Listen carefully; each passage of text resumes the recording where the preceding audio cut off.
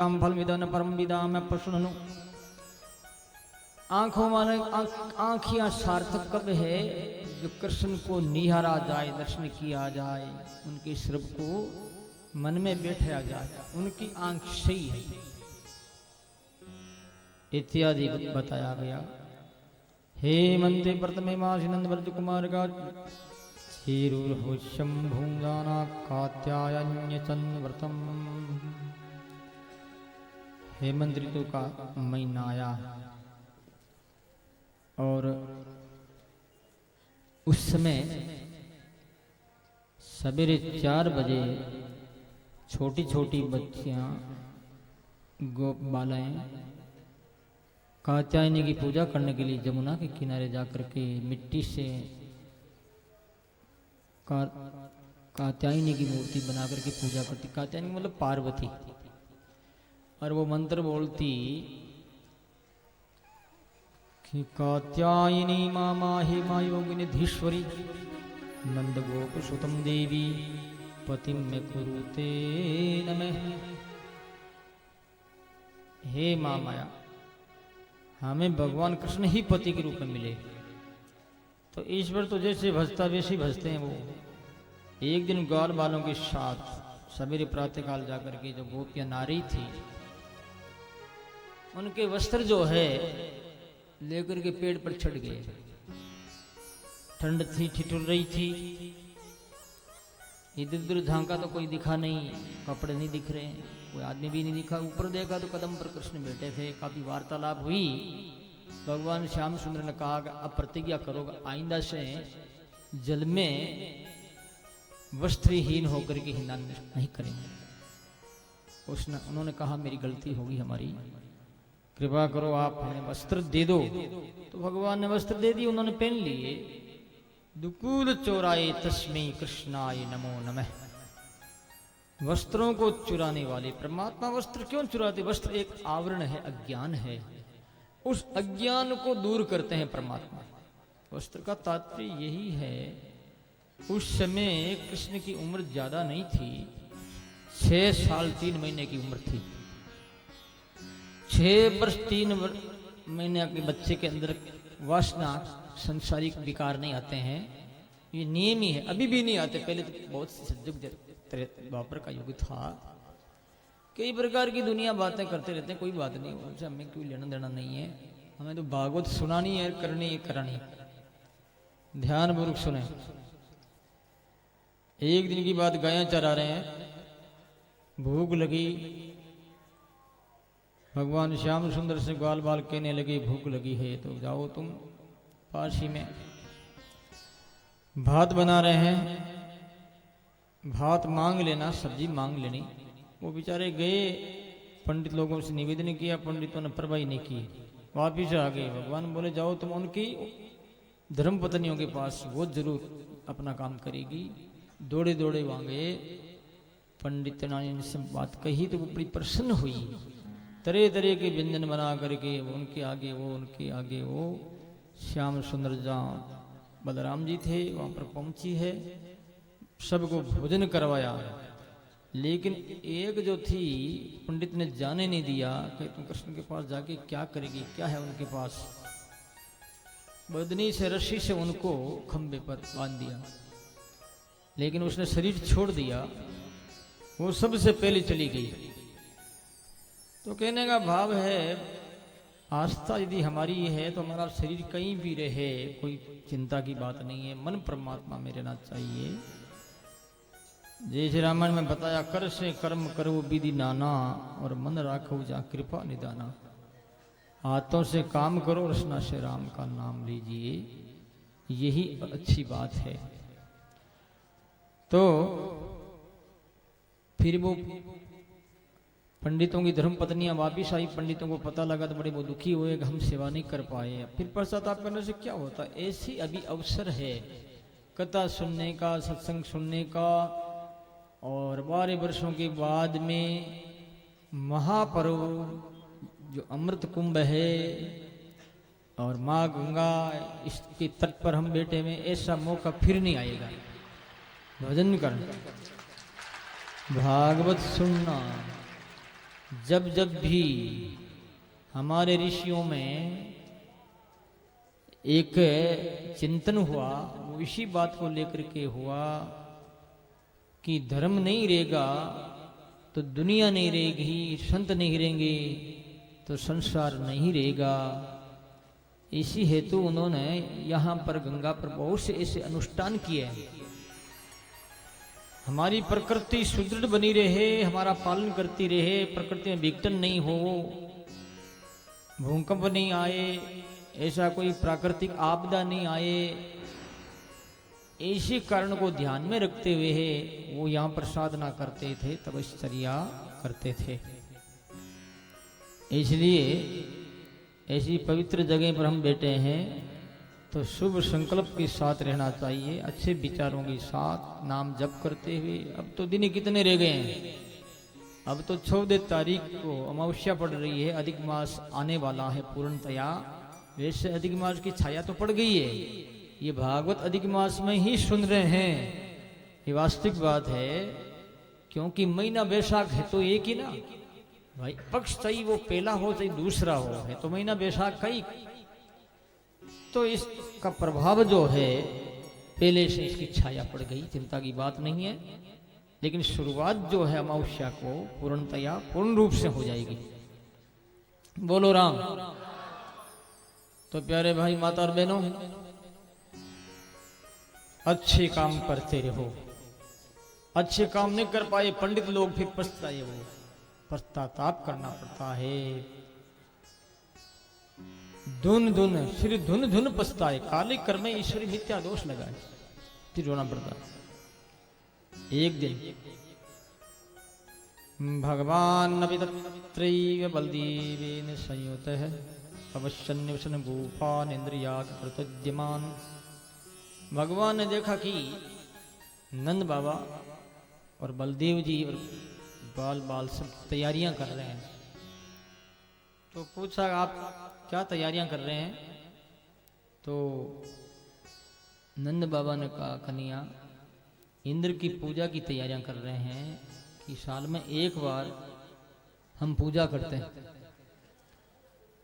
तो इंद्र भगवान कृपा करके वर्षा करता है और वर्षा से अंजल होता है। तो भगवान श्याम सुंदर कृष्ण बोले पिताश्री, जब अपन कर्म करते हैं, जब वो वर्षा करता है ना, तो फिर जो कर्म की महिमा हुई, फिर इंद्र की क्या जरूरत है, हम अच्छे कर्म करो। गोवर्धन पाठ जो है ये भगवान का रूप है, इनकी पूजा करनी चाहिए। क्योंकि इनकी हरी हरी घास गायें चरती है और इन पर बड़े बड़े पेड़ होते हैं, फल फूल होते हैं, मानव जाति की समृद्धि होती है, शरीर स्वस्थ रहता है फलों से। और एक घास फूस यहाँ पर जो उड़ते हैं नीचे गिर जाते हैं, वो पानी के प्रवाह में खेतों में जा खाद बनती है, तो जमीन उपजाऊ होती है। तो जितना जो ये आवश्यक है गोवर्धन पहाड़, उतनी इंद्र की पूजा की आवश्यकता नहीं है। कर्मणा जायते जंतुर कर्मणि विलीयते, सुखम दुखम भयं क्षेमम कर्मणेवाभिपद्यते। कर्म से मनुष्य का जन्म होता है, कर्म से मरता है, कर्म से हानि, कर्म से लाभ होता है। तो इष्ट भी रखें तो वास्तविक तत्व का इष्ट होना चाहिए, ईश्वर का इष्ट रखना चाहिए। इंद्र का काय का इष्ट है? ध्यान वृक्ष है। और बड़े प्रेम से भावों के साथ उत्साहित होकर के वीरत्व के साथ पहलवानी के साथ तुम कहोगी महाराज पहलवान बनने की क्या जरूरत है, यहाँ कोई झगड़ा कर थोड़ी करना। पहलवान का मतलब पहलवान वही है जो सहन करता है, बैठ करके सुनता 4 घंटा, वो पहलवान। संत क्या कहते हैं? सूरा भिड़े सती जले, एक पहर को दोरो भजनो रामदास, 8 पोहर को राम। 8 पोहर 32 घड़ी राम राम कैसे हुए? 4-4 घंटा बैठना बोर हो जाते हैं। तो बोर ही बनो तो फैमिली का बनो, बढ़िया कोई खावे अच्छा काम तो आवे शरीर बना। बोर काहे का हो गया? बोर मने परेशान हो गए, समय लग रहा है एक एक मिनट एक एक दिन जितना है ना, इसे कहते बोर। ये तो बोरिया है, पर बोरिया आड़ा है, उतरा को नहीं, उतरा बिना मिटा नहीं होता, क्यों भावना सही नहीं है अपनी। इसलिए जब सही हो जाएगी बड़ा मजा आएगा, आनंद आएगा। बोलो राम। तो सजनों,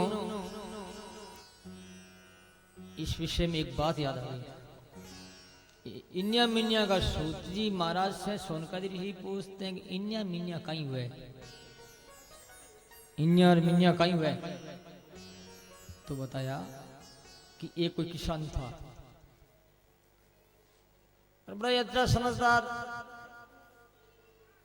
और घर के साथ एक अच्छे भाव, अच्छा व्यवहार, अच्छा संपर्क, इस आदमी था।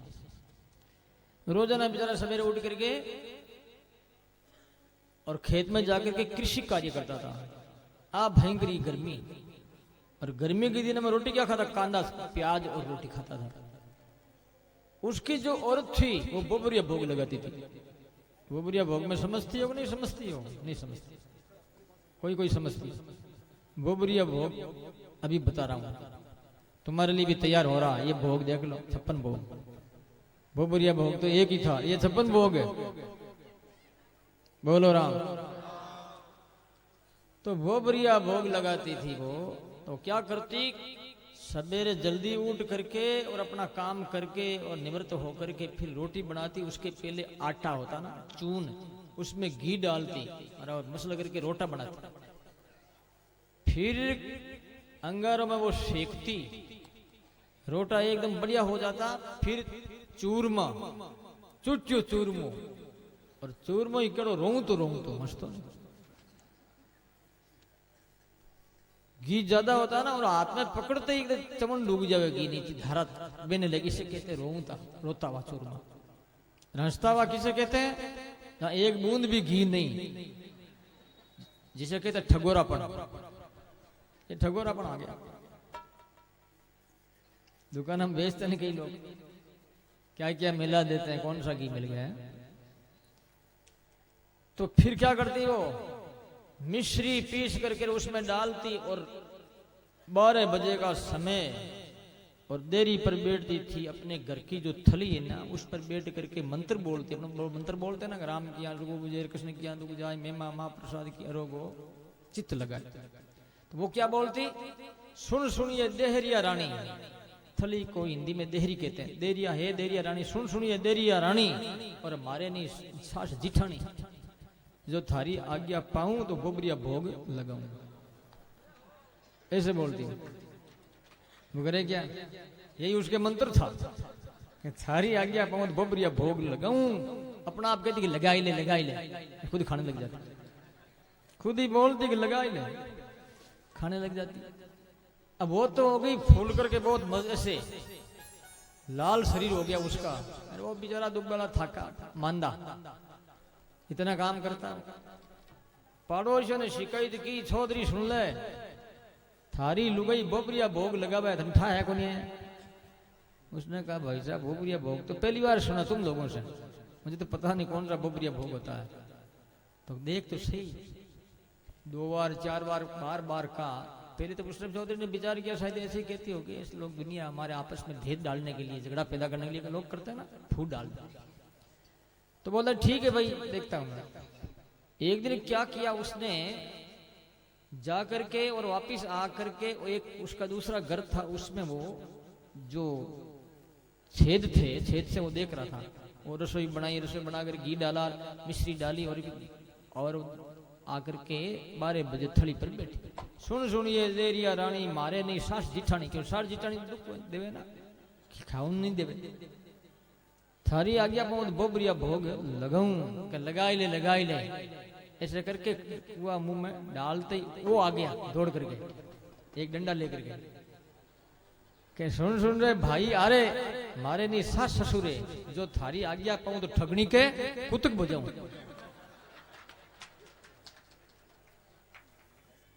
ठगनी के कुतुक बजाऊं, मैंने ठगनी को कूटू मारूं। समझदार आदमी था कि तने मारूं तो कोनी, औरत की जात है, हाथ ऊपर उठाना पाप लगेगा। पर मैं ये कहना चाहता हूं तेरे से, निवेदन करना चाहता हूं देवी, बोबरिया भोग तू भले ही लगा, अपने कोई घर में कमी नहीं, मैं कमा रहा हूं, तो कम से कम बोबरिया भोग में मेरा हिस्सा तो रख, मुझे शामिल तो रख साथ में। अकेले के लिए क्या खाती तू, दिन भर काम करता हूं। उसने कहा कि आज से साथ है, आपको ही खिलाऊंगी। मैंने बहुत खाया। नहीं नहीं तुम भी खाती रहे। ये क्या इष्ट है, क्या कोई थड़ी इष्ट है क्या? दे रही कोई इष्ट नहीं है। दुनिया एक पत्थर रख देती है खेजड़ी के पास में, ये हमारे बाया जी, ये हमारे भोपा जी, एक गोगा जी, ये अमुक जी, किधर जा रहे हैं लोग कोई पता नहीं है। क्या इष्ट रखना चाहिए, क्या नहीं रखना चाहिए, ये रिश्ता क्या सही है या गलत है, क्या दशा होगी। वो खुद ही दुखी है तो अपने को क्या सुखी करेंगे बताओ। बुरा मत मानो। इसलिए हमारे मान पुरुषों ने ईश्वर को ही माना है, राम से बढ़कर के दुनिया में कोई है ही नहीं।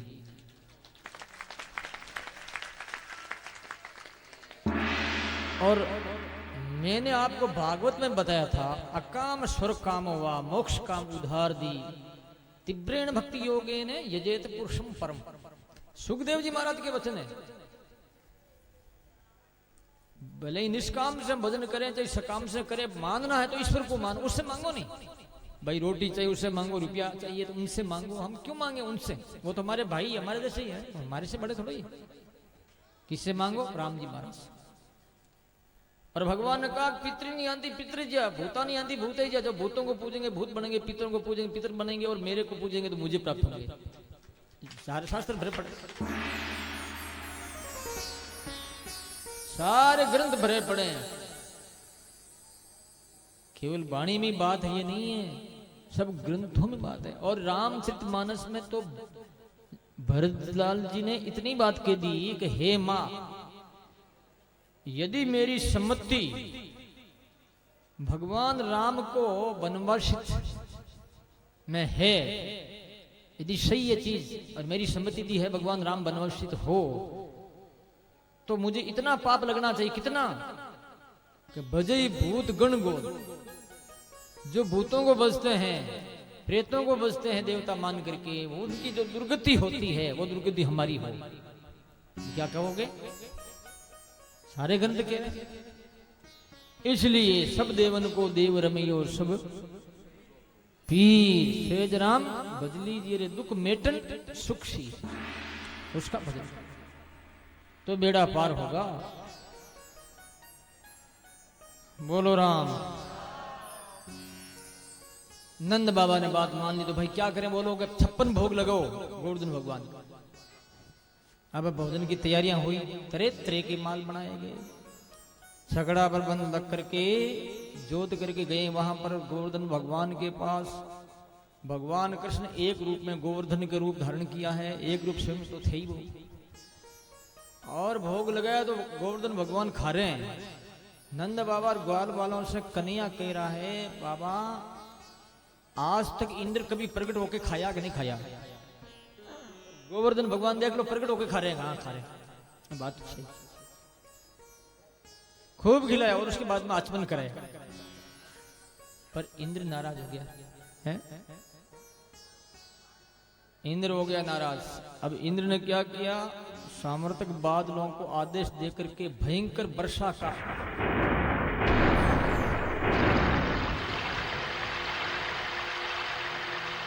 भयंकर वर्षा के लिए उनको आदेश दे दिया। तो अब नंद बाबा कहने लगे, बेटा मैंने तेरे को पहले कहा था। तो खेल ही खेल में भगवान ने क्या, गोवर्धन पहाड़ को उठा लिया। इसी अंगुली वृक्ष पर उठाया वो छोटकी। श्याम सुंदर उस समय कितने साल के थे? लेकिन पहले ये बता देना चाह रहा हूं कि सब ग्वाल वालों को कह दिया, आह्वान कर लिया कि आओ तुम हमारे इस पहाड़ के नीचे आ जाओ। सब आ गए और वासुकी नाग को कह दिया, तुम गोलाकार राउंड में हो जाओ चारों तरफ, जो वर्षा जितनी भी आवे पानी एक बूंद भी नहीं आए। और गोवर्धन के ऊपर वर्षा उसके लिए सुदर्शन चक्र को नियुक्त कर दिया। वर्षा जितनी भी होती है, सुदर्शन चक्र जो अग्नि का स्वरूप है, वो अग्नि पूरे पानी को सोख देती है, क्योंकि पानी का बाप अग्नि है। अग्नि से पानी उत्पन्न हुआ, पानी से पृथ्वी हुई, आकाश से वायु, वायु से अग्नि, अग्नि से जल और जल से पृथ्वी। ऐसे अलग अलग तत्वों से अलग अलग इनके पिता है, एक एक एक क्या बहुत सही है। 7 दिन तक वर्षा हुई। विचार करो, एक 7 कोस में लंबा चौड़ा पहाड़, और 7 दिन तक लगातार ऊपर रखना अंगुली पर। और भगवान की आयु भी उस समय 7 वर्ष की थी। देखो मिलान हुआ है, 7 वर्ष की उम्र, 7 कोस में लंबा चौड़ा पहाड़ है, और 7 दिन तक रखना। तो 7 दिन तक रखने का मतलब क्या हुआ? भगवान कहते हैं कि प्यारों तुम चिंता मत करो, जब तुम हमारा आसरा ले लोगे तो सप्ताह में 7 ही बार होते हैं। बार के चाहे कितने युग हो जाए, चाहे कल्प हो जाए, लेकिन बार 7 ही है। तो गोवर्धन पहाड़ का जो भार है, ऐसा भार भी ये मेरी जिम्मेवारी है कि तुम्हारे लिए मैं हल्का कर दूंगा। तुम्हारा दुख मैं उठा लूंगा, कहने का मतलब भगवान का। इसलिए 7 वर्ष के और 7 दिन तक 7 कोस में लंबा चौड़ा गोवर्धन पहाड़ को उठाया। इंद्र देखते रह गया कि मामला कुछ और ही, वर्षा बंद कर दी। भगवान ने कह दिया सब तुम बाहर चले जाओ, चले गए। पहाड़ को नीचे रख दिया। अब देखो कि दुनिया में कोई भी अच्छा काम हो जाता, सक्सेस होता ना, तो लोग कहते हैं हमने किया, हमारी पार्टी ने किया, हमारी टीम ने किया। कहते नहीं कहते? कांग्रेस की सरकार आती थी, कांग्रेस कहते हैं, कांग्रेस जी कहते हैं हम ऐसा करते हैं, हमने ऐसा किया, हमने ऐसा किया, पास तो हमने किया। बीजेपी तो किसी के लागू किए, पास तो हमारा क्या। बीजेपी की सरकार आवे तो वो कहेगी नहीं कांग्रेस ने क्या किया, हमने किया। सब अपनी अपनी बात कह रहे हैं, डपली बजा रहे हैं। तो बरसाना के लोग बोले कि ये जो पहाड़ उठा है राधा जी के कारण ऊपर उठा, समझे? वो कहते कि नहीं, नंद गांव वाले कहते नहीं हमारे कन्या ने उठाया। क्यों झूठ बोलते हो? प्रत्यक्ष बात हमने देखा कि कन्या ने तो उठाया, लेकिन कन्या ने शक्ति से, एनर्जी से उठाया। तो एनर्जी कौन है? राधा है कि नहीं है? यूं कर आपस में क्या है, वो प्रेम से गुंथम गुंती हो गए और नाचने लगे। बड़ा आनंद आया। ब्रजवासी जनों को नंदगांव और बरसाना और भी कई लोग आए हुए थे। अब इंद्र के मन में बड़ा भय उत्पन्न हुआ कि हमने बहुत गलती की। इंद्र अपने जो है ऐरावत हाथी, जिसकी गंगा जल से सोन भर करके और भगवान कृष्ण के पास पधारे हैं। कामधेनु भी आ गई, स्तुति करते हैं। 10 श्लोक में स्तुति की। भगवान ने कहा भाई तेरे मन में अभिमान आ गया है इंद्र, अभिमानी आदमी होता वो कोई काम का नहीं होता, लेकिन फिर भी तू यहाँ आया है मेरे द्वार पर, मैं तुझे माफी करता हूं।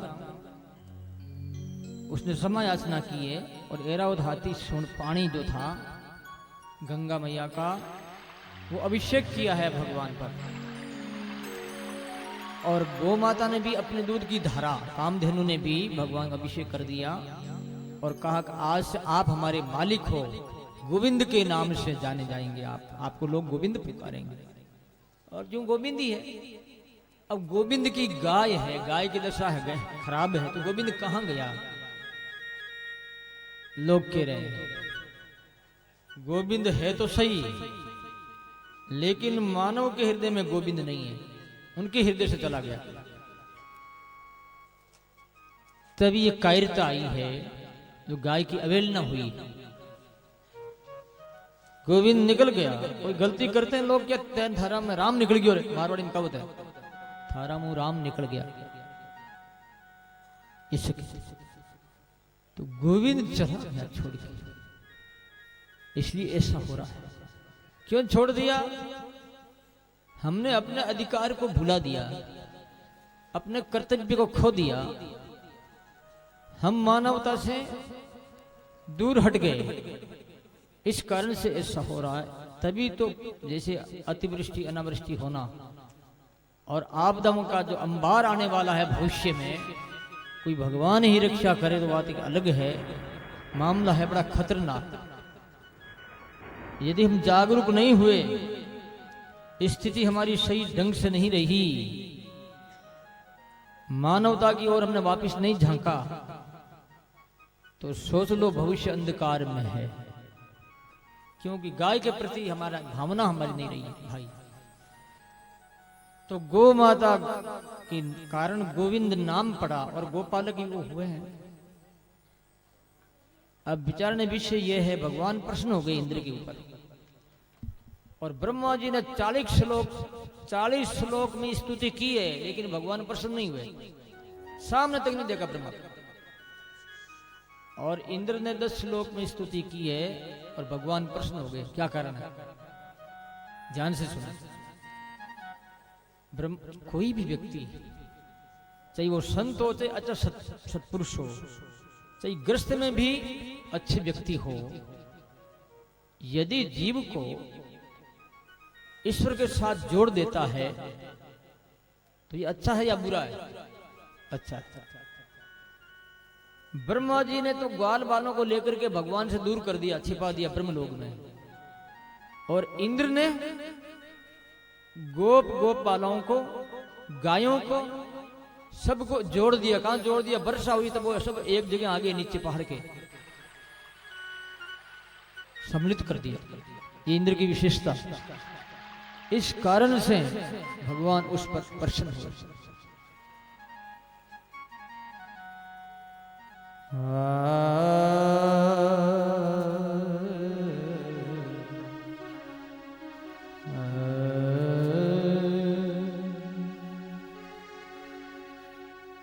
राम मिलन के, राम मिलन के कारण जितु खरा उदास, तू खरा साधु संग तू शोध ले, राम उन्हीं के पास। राम मिलने के लिए तू उदास है तो संतों का संग कर,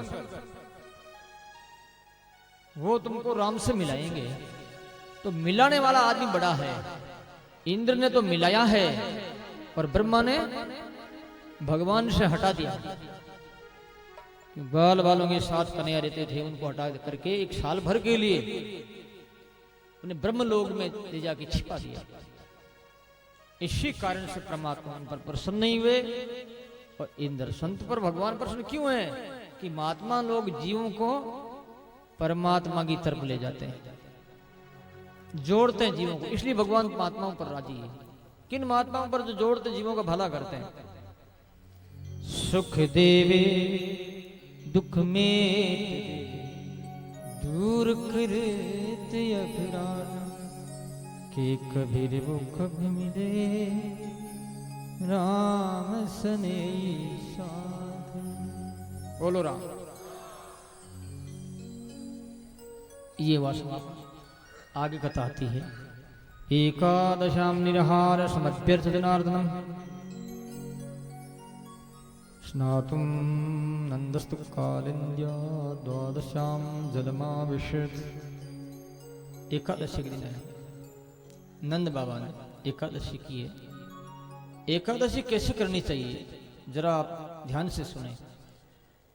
एकादशी के प्रथम दिन, दशमी के दिन, एक टाइम भोजन करना चाहिए और एकादशी के दिन कुछ नहीं खाना चाहिए। पहला नंबर की एकादशी है। दिन भर राम राम करे, रात में करे जागरण, रात में भी भजन करे, फिर दूसरे दिन भोजन करे, तो एकादशी पहला नंबर की। दूसरा नंबर की एकादशी एक टाइम फल खा ले। ये तीसरा नंबर की एकादशी है जो दिन भर थोड़ा थोड़ा ले ले। एकादशी नहीं है, द्वादशी है। दादी भी दिन भर खाते रहो, अन्न खाओ चाहे वो खाओ, बात तो एक ही नहीं भाई। दूध पी लिया, फिर चाय ले ली, फिर वो फलार ले लिया, फिर राजगिरा का हलवा बनाया वो खा लिया, पूड़ी बनाई वो खा लिया, आलू का साग खा लिया। तो ये तो अन्न से भी ज्यादा भार है। क्या हुआ? मन हमारा शुद्ध होना बहुत जरूरी है। तो बाबा ने ऐसी एकादशी की, जल्दी हिनान कर ली जमुना में। 3 बजे के पहले चले गए। वरुण का जो भृत्य था सेवक, वो ले गया वरुण लोक में। प्रातःकाल हुआ, यशोदा ने विचार किया कि नंद बाबा पतिदेव आए नहीं, क्या बात है। कन्या से कहा, कन्या गया जाकर के वरुण लोक में। तो वरुण उठ करके खड़े में भगवान से माफी मांगता, स्तुति करता, महाराज मेरा सेवक लिए गलती की। नंद बाबा को सौंप दिया। भगवान नंद बाबा को लेकर के पधारे। नंद बाबा ने ग्वाल वालों से कहा कि मैंने ऐसे लोग देखे, ऐसे मेल माड़िए देखे, ऐसी अलौकिक चीजें देखी। तो सारे बच्चे कहने लगे कन्या से, कन्या हमें भी दिखाओ। तो भाई आंख मीचो। आंख मीच लीजिए। आंख मीचते ही वो भी बैकुंठ में चले गए। वो भी तरह तरह की चीजें देख ली, एक क्षण में देख लेते हैं। वहां क्या कमी है? एक क्षण होता, कल्प तक कर देते परमात्मा। अपने को रात्रि में नींद आती है ना, तो रात्रि में घर बसा लेते हैं और परिवार के साथ कितने महीने सालों से व्यवहार कर लेते हैं, और जागते तो कुछ नहीं, 1 मिनट में। तो ईश्वर है ना, असंभव से संभव, संभव से असंभव, थोड़ा को अधिक, अधिक को थोड़ा करने की क्षमता है उसमें, और किसी में नहीं। बड़े प्रसन्न हुए सारे ग्वाल बाल वगैरह। अब कन्या बजाएगा बांसुरी। भगवान पिता रात्रि शरदोत्फुल्ल मल्लिका विक्षीरन्तं मनश्चक्रे योगमायामुपाश्रित निशम्य गीतं तदनङ्गवर्धनं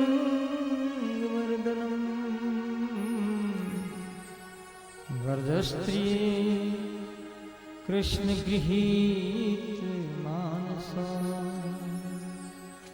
आजगन्योन्येमलक्षितोद्यमा स यत्र कान्तोदनोलकुण्डला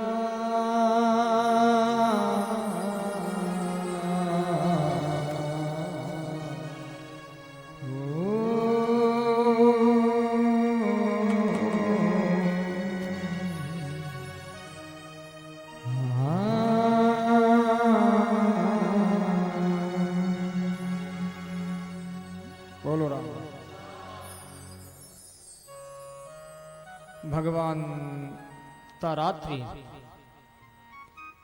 जो पूर्व में वृद्ध गोपियों को, जवान गोपियों को प्रतिज्ञाबद्ध हुए थे, उस प्रतिज्ञा को याद किया।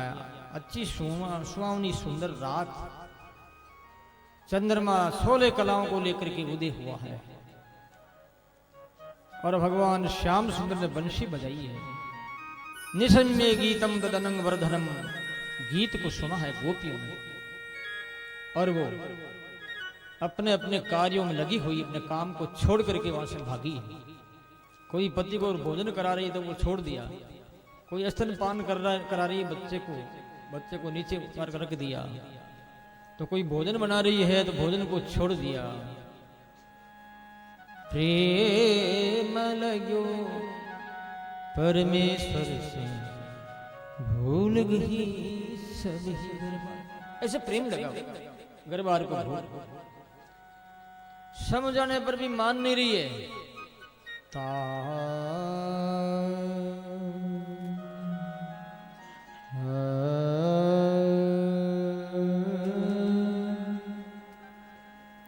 वार्यमाणा पति भी पितृ भी भ्रातृबंधु भी गोविंदा अप्रतात मानो नन्य वर्तन्ते मोहिता। पति के मना करने पर भी मानी नहीं, भाइयों के मना करने पर भी मानी नहीं, बाप के मना करने पर भी अपना हट नहीं छोड़ा, भागी। वंशी की धुनी में बड़ा रस है, स्वरूप है, उनमें ईश्वर रूप है। आवाज है नहीं, आवाज, ये नाद, ये ब्रह्म का ही स्वरूप है। इसलिए रामसनी संप्रदाय में इस आवाज को ही चुना है, स्वीकार किया है। राम राम राम, ये आवाज सासों सास भजन करना। तो ये नाद जो है केवल हमारे जीवा पर ही नहीं रहेगा, कि ये नाद जब आगे बढ़ता है तो कंठ, हृदय, नाभि और खड़ चक्रों का भेदन करता हुआ पूरे शरीर में नाद आवाज होने लगती है। र र र र की ये नाद, कन्या ने नाद बजाया, उच्चारण किया है, आवाज आई गोपियों की भागी। बंसी बजी, वार्या माना पतिता, वार्या पति भी, भ्रातृ भी, तो भी रुकी नहीं वो। इस प्रकार परमात्मा के साथ में प्रेम होना चाहिए। रास पंचाध्यायी ये क्या है? भागवत का हृदय है, भागवत का 5 प्राण है। रास पंचाध्यायी 5 प्राण होते हैं, विष ईश्वर के ये प्राण है। प्राणों से ही रक्षा होती है, इसलिए कथा सुनना और सुनाना। मानो हम ईश्वर की सेवा में हैं, उनकी कृपा दृष्टि में हैं, उनके सानिध्य में हैं, ऐसा अनुभव होता, और होता भी और है, चीज सही भी है। तो भगवान उनका स्वागत करते हैं। स्वागतम वो माँ भागा प्रियम किम करवाणी वे वृदस्या नाम कच्चित वृतागमन कारणम। आई हुई गोपियां का भगवान स्वागत करते हैं। स्वागत हो, स्वागत हो, स्वागत हो। और कहने लगे कि आधी रात का समय अपने पतियों को, बेटों को, बच्चों को जो छोड़ के आई हो,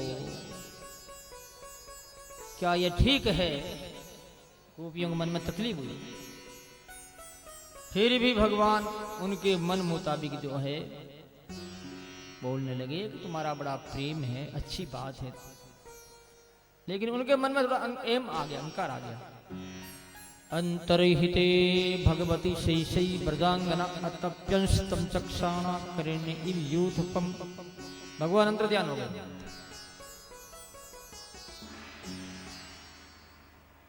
अब वो रोने लगी। रोए बिना राम नहीं मिलता, रोए बिना हमारे जन्म जन्म के पाप जो है, जो पापों की परतें पड़ी है हृदय में, रोने से क्या होता, आग लगती है। वो परतें फिर पानी के रूप में परिवर्तित हो जाती है, पानी बन करके फिर आंखों से बाहर निकलती पापों की परतें।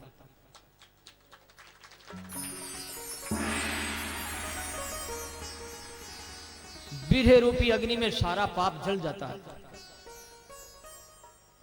तुम दुनिया के लिए रोती हो, किसी के बेटा नहीं, किसी के पोता नहीं, बाप जी मारे पोतो नहीं है, मारे बेटो नहीं, मारे धन नहीं है। क्या कभी ये अनुभव किया कि हमारे भगवान नहीं, हमें भगवान नहीं दिख रहे हैं, दर्शन नहीं दे रहे हैं? नहीं की। जब तुम ऐसा कर लोगे तो कृत्य हो जाओगे, न्याल हो जाओगे, ये पक्की बात।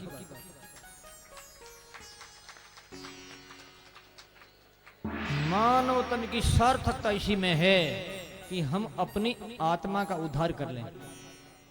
दूसरे को उद्धार कर तुम छोड़ो, अपना खुद का उद्धार कर लो, बस हो गया, संसार का भला हो गया, अपना भी हो गया।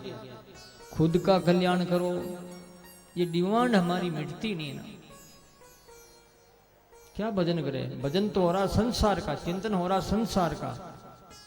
ज्यादा से ज्यादा बस हमारे होना, ये होना चाहिए, वो होना चाहिए, इतनी मांग है। ये डिमांड नहीं मिटेगी, घटेगी नहीं, तब तक भगवान कैसे पधारेंगे? भगवान जब अंतर ध्यान हुए, उनकी प्रीति को बढ़ाने के लिए, वियोग होगा तो वो रोएगी और रोने लगी, नाटक करने लगी। जैसे भगवान कृष्ण ने ना गोवर्धन पहाड़ को उठाया तो उन्होंने एक गोपी ने पत्थर उठा लिया। पत्थर उठा कहने लगी तुम चिंता मत करो, इंद्र से क्यों डरती हो, आओ इनके नीचे। भावावेग भावावेश इतना था उनमें जो अपने आप को कृष्ण ही समझने लग गई और आगे बढ़ रही है रोती हुई। तो उन्होंने एक देखा कि कृष्ण के खोज के पैर के चिन्ह है, गोपी के भी है, ये फूल गिरे हुए शायद एक गोपी को लेके गए होंगे। वो कितनी भाग्यशाली होगी ऐसे बातें करती हुई। वो गोपी कौन थी? राधा जी। अब राधा जी पैर चल रही है तो भगवान से बोली कंधे पर उठाओ मुझे। भगवान ने उनको कृष्ण ने उन कंधे पर उठाया और वृक्ष के नीचे निकलने लगे तो बोले इस डाली को ऊपर से पकड़ ले, इस टेनी को पकड़ा और पकड़ते भगवान अंदर ध्यान हो। अब वो रोने लगी वो भी। हे नादर्मण पृष्ठ काशी काशी मां भुजे द्याशात कृपणाया में सखी दर्शय सन्निधि। हे नाथ हे गोविंद हे रमन हे प्यारे। वो भी रो रही है। वो सारी गोपियां आई उनको देखकर रोती हुई को कि क्यों रो रही है, कि कन्या ने मेरे साथ ऐसा किया। वो अंतर ध्यान हो गए कि हम भी रो रही हैं। अब जमुना के किनारे आकर के वो रोने लगी।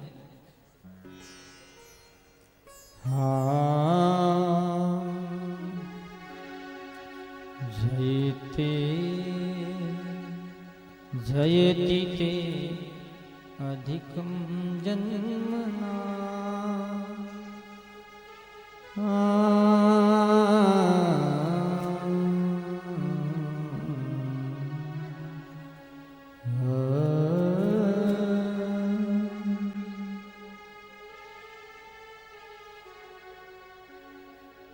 जल पियाल ज्ञान राक्षसात वर्ष मारुता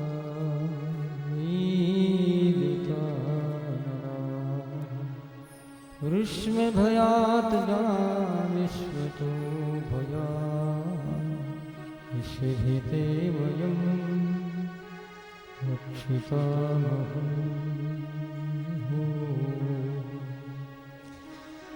खलो गोपिकानन्दनो भवान् अखिल देहिनात्रात्मलिख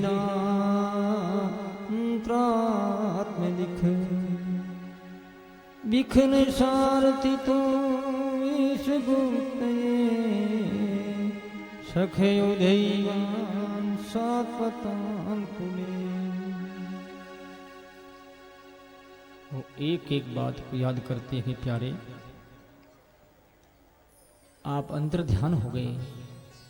जब से आप यहाँ पधारे वृंदावन की शोभा और बढ़ गई है और हम तुम्हारी जो है गोपियाँ तुम्हारे बिना रो रही हैं, दुखी हैं। आपने हमें जल से बचाया, आग से बचाया, कहाँ नहीं रक्षा की, सब तरह से आपने रक्षा की।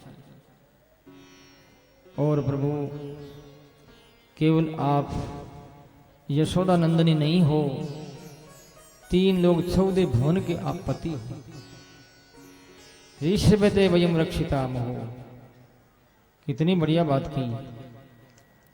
और आपकी कथा कैसी है? तब कथामृतम तप्त जीवनम कवि भीरिडुसम कलमशापहम श्रवण मंगलम श्रीमदाततम भूवि गृह्णन्ति भूरिदा जना। आपकी कथा रूपी अमृत पीने के बाद आदमी सारा दुख भूल जाता है। भूवि धन्य है उन लोगों को जो कथा रूपी अमृत पान करते हैं। तो हम लोग यहाँ पर बैठे हुए कथा रूपी अमृत का पान कर रहे हैं, देखो कितने भाग्यशाली। तो कथा अमृतम तप्त जीवनम, तपा हुआ जीवन, दुखी जीवन। कथा सुनकर के, सत्संग सुनकर के आदमी सुखी हो जाता है। प्रेहसतम प्रिय प्रेम वीक्षणम इत्यादि सूरतनाथ थे। आपकी सूरत कितनी सुंदर है। वर्द निगले तो ने किम बदय विष जल इत्यादि इत्यादि। वो जो है गोपियां श्याम सुंदर की स्तुति करती। तो इस प्रकार से सूरत वर्धनम शोकनाशम सवरित वेणुना सुष्ट चुंबितम। आपकी सुंदरता जो है एक बार कोई देख ले तो उनके क्लेश दूर हो जाते हैं। शोकनाशन, शोक चला जाता, दुख चला जाता है। जो वेणु बजाते हैं और वेणु की कोई आवाज सुनता है, उनको वैराग्य हो जाता है। ये मेरे प्यारे कन्हैया, क्या हम आपकी दासी नहीं है? आप प्रकट नहीं होंगे? इस प्रकार से उन्होंने स्तुति की है। लंबी थोड़ी है ये, गाने से बहुत समय लगेगा, इसलिए इतना ही बहुत है। इसका भाव संक्षिप्त में यही है। भगवान प्रकट हुए, उसके बाद प्रसन्न हुई, भगवान को उल्हान दिया है। प्रभु बोले, गोपियां तुम्हारा प्रेम बढ़ाने के लिए ही हमने ऐसा किया है, तुम्हारा प्रेम बढ़ता रहे। उसके बाद महारास का प्रारंभ हुआ है। रासोऽसौ संप्रीतो गोपी मंडल मंडित योगेश्वरेण कृष्णेन तासाम मद्विदयो हृदयो। महारास में एक गोपी एक कृष्ण, दो गोपी के बीच कृष्ण, दो कृष्ण के बीच में एक गोपी, इस प्रकार से पंक्तियां लगी चारों तरफ राउंड में। शंकर भगवान भी आए कि मैं भी गोपी बनना चाहता हूं, रास में सम्मिलित होना चाहता हूं। तो एक गोपी ने कहा, राधा जी से आज्ञा लो। राधा जी के पास गए, नमस्कार किया। राधा जी ने कहा, इसमें कुंड में स्नान कर लो। राधा कुंड में स्नान, शंकर की शंकरी बन गए। नारद जी आए, वो नारदी बन गए। तो गोपियां जो थी वो दो प्रकार की थी, एक तो स्वयं सिद्धा, एक साधन सिद्धा। ध्यान वृक्ष ने स्वयं सिद्ध किसे कहते हैं? जो गोलोक में रहने वाली भगवान के परिकरों के रूप में रहती है, जैसे बेटे पोते इत्यादि। वो स्वयं सिद्धा थी। जब जब भी द्वापर का अंत आता, भगवान कृष्ण अवतार लेते हैं, वो सब परिवार के सहित इस धरती पर आते हैं। वो स्वयं सिद्ध हुई। और साधन सिद्धा गोपियां कौन थी? बड़े बड़े ऋषि लोग जो कामना ने गई नहीं, अपनी कामनाओं को नष्ट करने के लिए गोपी भाव को प्राप्त करके गोपी बन करके श्याम सुंदर के साथ में रास में आई है। वो कौन? ऋषि लोग। एक सुरती रूपा गोपी। सुरतियां जो वेद है हमारे भारत के कर्णधार, मार्गदर्शक, विश्व के, भारत के नहीं विश्व के हैं वेद की सुरतियां। ये तो वाचो निवर्तनते अप्राप्य मनसा से, जब वाणी की पहुंच नहीं, मन की पहुंच नहीं है, ऐसा वर्णन करने वाली श्रुतियां, वेद के मंत्र जो है वो गोपियां बनी।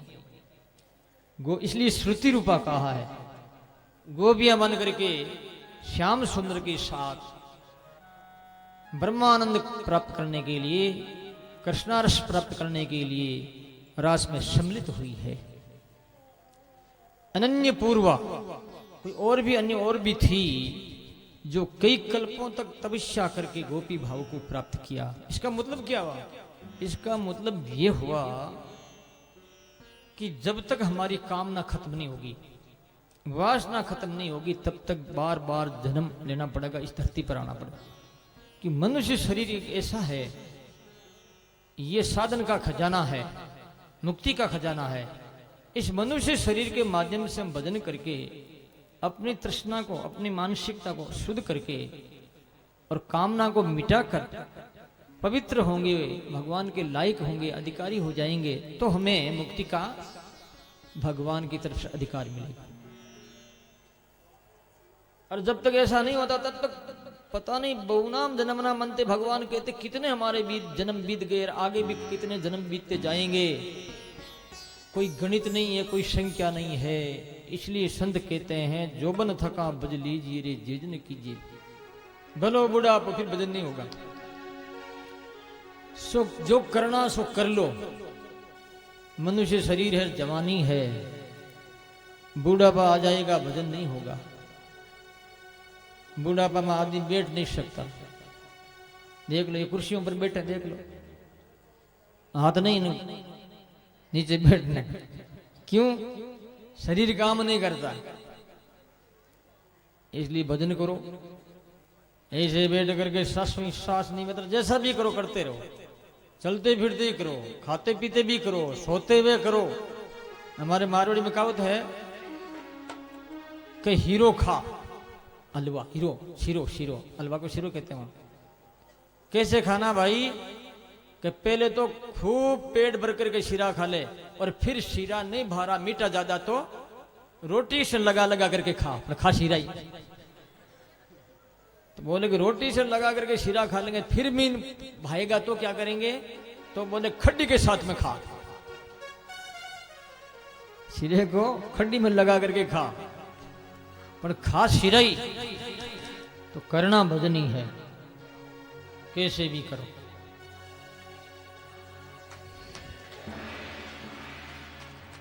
तो हम निहाल हो जाएंगे, वरना बड़ा भयंकर धोखा हो जाएगा भाई। 6 महीने की रात हुई, भगवान ने काम को ललकारा कि तू दुनिया को दुख देता है बेटा, आ तू मेरे सामने आ। काम हार गया। इस ने काम क्या ठीक है? अरे जो व्यक्ति 16,108 रानियों का धनी है, पति है, फिर भी वो ब्रह्मचारी है, देख लो। पुराणों में कथा आती है, सुना देता हूं। एक बार भगवान कृष्ण देरी से आए तो उनकी रानियों ने, गोपियों ने कहा आज देरी क्यों होगी? तो बोले मैंने गुरु जी की सेवा की, तो गुरु महाराज के सानिध्य में मुझे ज्यादा रहना पड़ा, इसलिए मैं समय पर नहीं आ सका। कि आपके गुरु जी कौन है? कि मेरे गुरु जी है दुर्वासा जी। तो उनके मन में भाव हुआ भगवान की रानी महारानियों को कि आपके गुरुजी आप पूजा उनकी करते हैं, हम क्यों नहीं करें?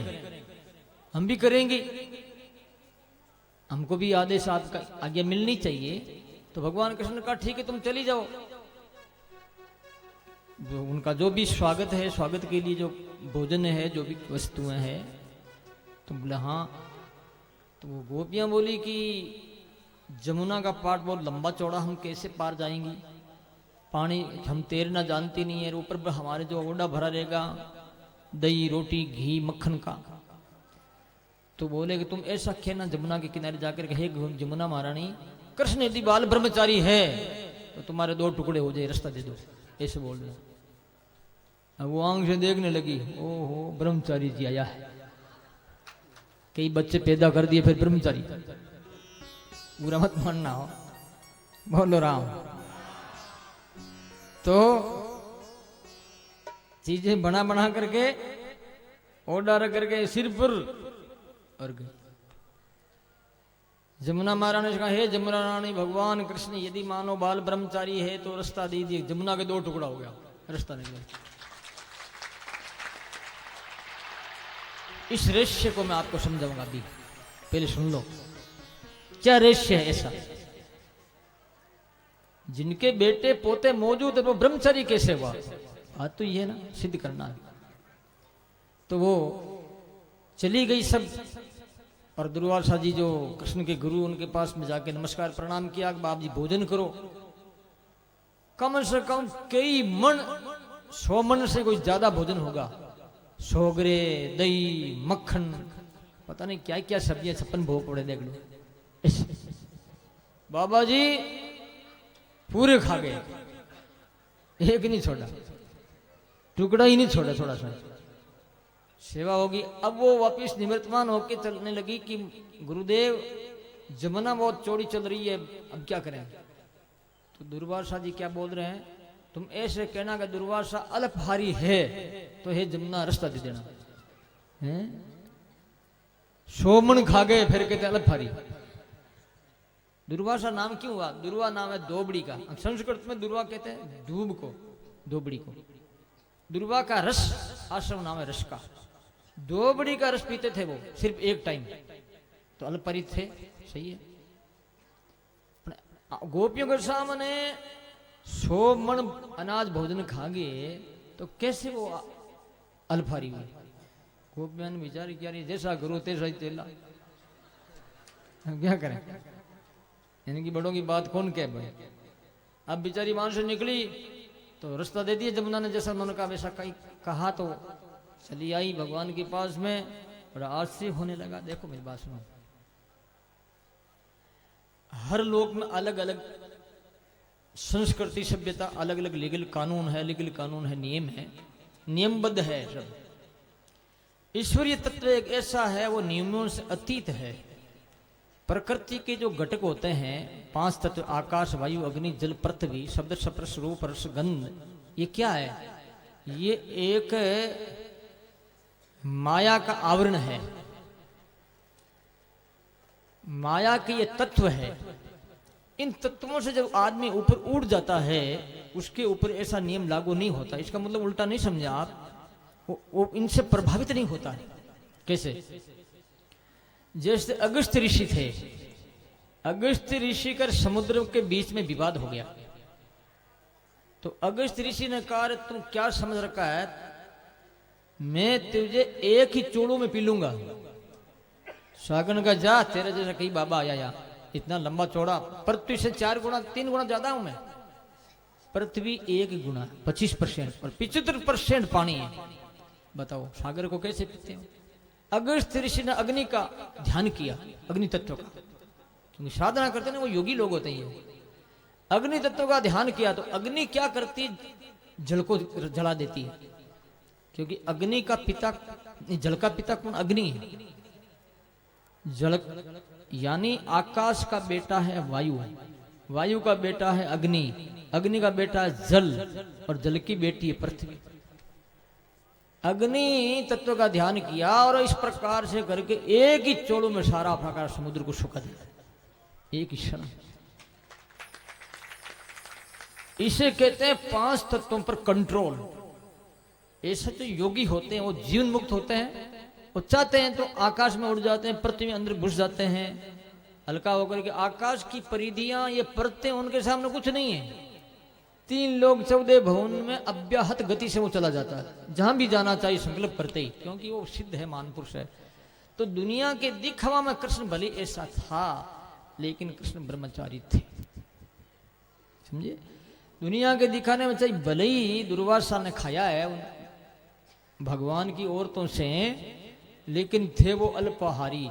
होने वाली अंदर की कामना नहीं थी, उनके अंदर वासना नहीं थी, केवल उनको दिखाने के लिए ऐसा किया था। तो कहने का भाव है, बड़ों की बात, अपने बड़ों का अनुसरण कभी नहीं करना चाहिए। बड़े जो कहते हैं उनकी बात माननी चाहिए, अनुसरण करेगा तो धोखा हो जाएगा। भाई कोई कहते हैं कि शंकर भगवान है, और शंकर भगवान भांग पीते हैं, नशा पता करते हैं, तो हम भी करेंगे, हम भी गांजा पिएंगे। तो शंकर भगवान ने जहर पिया, तू जहर पी ले, देख तेरी क्या हालत होती है, गोविंदाई नमन में होता नहीं होता है। तो दूसरे कहते हैं महापुरुष बड़े लोग, वैसा करना है, वो करे, वैसा नहीं करना है, ये बात। तो सज्जनों, प्यारे भाई, माता और बहनों, इस प्रकार से ऐसा जो ये रास हुआ है, चंद्रमा बेचारा देखता रह गया, और भगवान की वो ऐसी कामना थी, लेकिन शरीर से, इस शरीर से भगवान कभी भी नहीं जुड़ते। ये शरीर ने अपना, ये शरीर गंदी काया है, मलमूत्र का ये शरीर बना हुआ है, माँ बाप का विकार है, ये गंदे पानी का शरीर है ये। भगवान इससे स्पर्श नहीं हो सकते। और 6 महीने लगातार ऐसा कोई पति होगा अपनी औरत से अलग रहेगा वो? कई जवान औरतें भी थी, बूढ़ी ठाडी तो कोई बात नहीं, कहीं मरे तो मरे, जावे तो जावे। जैसे बूढ़ी ठाडी अखबार में आया एक दिन, कहीं यहाँ कोई छोड़ के चला गया, बूढ़ी बुढ़िया को बेचारी। तो जवान को छोड़ता कौन छोड़ेगा? उसका पति छोड़ेगा उसको? नहीं छोड़ेगा। उनकी आत्मा जो है उनसे निकल करके परमात्मा के साथ में क्या किया? रास किया। शरीरों से परमात्मा कभी रास नहीं करते हैं, ये ध्यान में रखना तुम। गंदी का, और इस शरीर से भी भगवान मिलते नहीं है, ये दिखते नहीं आंखों से, इसलिए ददामि दिव्यम चक्षु, ददामि दिव्य चक्षुते में योग में श्रम, यानी अर्जुन से भगवान कहते थे जो मैं दिव्य चक्षु देता हूं फिर तू मुझे देख। अर्जुन भी भगवान को इस शरीर की आंखों से नहीं देख पाए। जब दिव्य चक्षु, दिव्य नेत्र दिए गए, तब अर्जुन को समझ में आई भगवान ये है मेरे भाई, नहीं ईश्वरी है ये। भाई तो है सो है, बुआ बेटा का, जो जिसे बुआ का बेटा भाई कहते हैं, फूफा का बेटा भाई कहते हैं, लेकिन है भगवान ईश्वर। तो जिसमें जिस किसी को भी ईश्वर दिखेगा उस समय उनके आंख भीतर का नेत्र खुले, तब इधर से राम दरिया साहब ने वाणी में कहा, वाणी जी में, कि भीतर के नेत्र खुलेंगे तब राम का दर्शन होगा, इस आंखों से नहीं होता। बोलो राम। तो सज्जनों, 6 महीना तक राज करने के बाद में भगवान श्याम सुंदर गोपियों को कहते तुम घर जाओ। वो कौन घर? वो आत्मा जो परमात्मा के साथ में थी वो, और भगवान शंकर, नारद जी महाराज, इतने बड़े बड़े लोग थोरास में शामिल हुए थे, वो भी अपने लोग में चले गए। रास पंचाध्यायी प्रसंग यहीं समापन करते हैं, विश्राम लेते हैं। और अब कथा सिर्फ 2 ही दिन की रह गई है, 2 ही दिन है ना। तो और बड़ी मजबूत रहे वो थोड़ा, क्यों आंधी चलती है ना। आज तो आंधी नहीं आई है, आज तो इतनी हवा नहीं चली, कल काफी चली, परसों भी चली थी। हाँ निकनो तो अब देखो दयालु है, कृपा कर दी है। और कहना मानना भी चाहिए, हम इनका कहना मान देना। हम भी साधु लोग यहाँ क्यों आके बैठे हैं भाई, हमारा आराम छोड़ के आए हैं, यहाँ तंबुओं में बैठे हैं, गर्मी यहाँ है, सर्दी यहाँ है, सहन कर रहे हैं। तो इनको भी जरा सोचना चाहिए कि अतिथि आए हैं संत महात्मा, तो इनको क्यों तकलीफ दे। हवा को भी सोचना चाहिए, हवा ने सोचा ही। तो अब इतना ही कहेंगे, थोड़ा कीर्तन करेंगे। ये 56 भोग जो है इसका प्रसाद कहीं बांटो, कैन करो। कैसे बांटोगे?